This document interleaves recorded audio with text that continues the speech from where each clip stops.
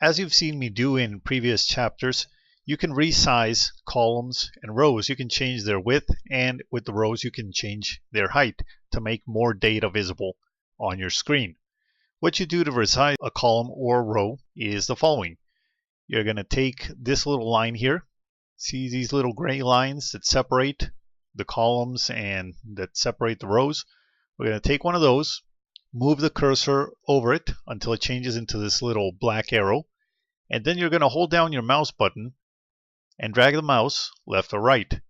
And as you can see, we get a little sign there that says width, and as we move the cell, that width indicator changes. And we can resize like that, or we can make it wider. Same thing with a row. A row, we can take this one right here, and we can move it down to make it higher, or make it smaller like that. Another neat thing that you can do to resize rows and columns is something called Autofit. When you do this Autofit thing, what Excel does is it looks for the cell that has the longest text in it, and it resizes the column so everything fits. For example, let's take column B. Right here in column B, if we look around, the longest text is this title. It says Patient Tracking Call Registry. See, it goes all the way to here. And it's in column B. So if we auto-fit this, what Excel is going to do is it's going to find this. It's going to say this is the longest text, and it's going to resize column B so it goes over here. So how do we auto-fit a column? Well, it's very similar to resizing. If you remember a few seconds ago, to resize, you drag this little gray indicator. To auto-fit, what you do is you double-click it. We step on the little gray line and we double-click. And as soon as we double-click, see what Excel did? It resized column B so that this entire title fits over it. Take a close look at this. Excel fit the width of the column to the title, which is the longest text that the column contains. It completely ignored these. That's something you have to take into account, especially when you have something like this where there's a title. You can auto-fit your column, and no matter how many times you auto-fit, it's always going to be this wide. But in another case, for example, in phone number, if I step here and double-click, you can see I get the width of this phone number occupying the column. Remember to always double-click on the right side of the column. If you double-click on the left side of the column, you're going to be resizing this one that's next to it. You need to double-click on the right side. So always on the right side. Last contacted, right side. Last called, right side. Result, right side. And see how it auto-fits? It's that simple. Now with rows, it's the same thing. You take the bottom line. For example, if I want to auto-fit this number 10 row, what I do is I go to the bottom of the row and double-click, and it automatically fits. In this case, nothing's going to happen because the text is already the size of the row. But if I have a larger row, for example, and I want to shrink it automatically, I'm going to double-click down here, and there it goes. Another way to resize columns and rows is to use this menu right here, which says Cells.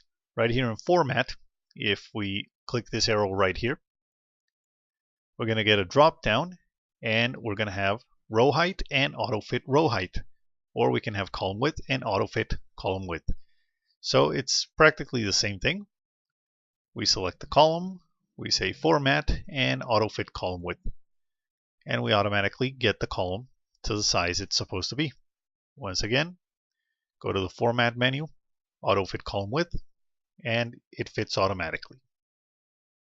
This command up here, which says row height or column width, is also really useful if you want to get your columns nice and uniform. See right here, we have different widths on the column. Sometimes that doesn't look so great. So what we do is we mark our columns, and we go to Format, Column Width, and we can manually enter a number here. Excel measures the column width in pixels, or it has a certain measurement called points, which you use to set the column width. But anyway, let's say we want a width of 25. See, and automatically all the columns have exactly the same width. That's a good way to get your worksheet to look really nice and uniform. Maybe we can shrink it down a little bit. You can also right-click on the column header and select column width, and it does exactly the same thing. Say 15, and right here we're going to auto-fit phone number. Double click, and there we are. Same thing with the rows. If you want these rows to be a little bigger, select them, row height, and normally about 17 to 20 points is enough to make them have a decent height right there. Especially if you're doing forms and you want people to manually write in them, something that you're going to print out and have people fill it out with a pen, you might want to set your row height to about 20, 25. That's a pretty good height to allow people to write comfortably inside your rows. So that's how you resize columns and rows in Excel. As you can see, it's not that hard. Just remember, click on the little gray line and drag, double click to auto fit, or use this menu here that says format and has the options for width and auto fit. Thanks for watching this video tutorial. If you liked the video, be sure to subscribe to our channel and to visit our website, cubicleoverlords.com, for more instructional videos like this one.